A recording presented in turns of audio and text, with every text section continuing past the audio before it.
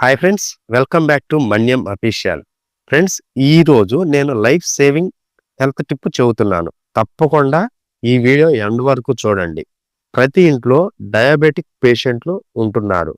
మీరు తప్పకుండా గ్లూకోమీటర్ మీ ఇంట్లో ఉండాలి. గ్లూకోమీటర్ ₹1000 మాత్రమే ఉంటుంది.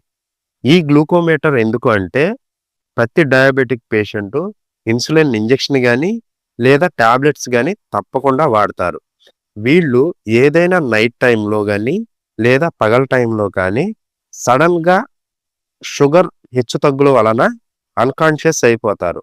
ఒకవేళ షుగర్ డౌన్ అయ్యి అనగా GRBS 60 లోపు ఉండి పేషెంట్ స్ప్రో కోల్పోయారు అంటే వెంటనే చేయాల్సిన నేను లైఫ్ సేవింగ్ హెల్త్ టిప్ చెబుతున్నాను. ఇది తప్పకుండా ఫాలో అవ్వండి.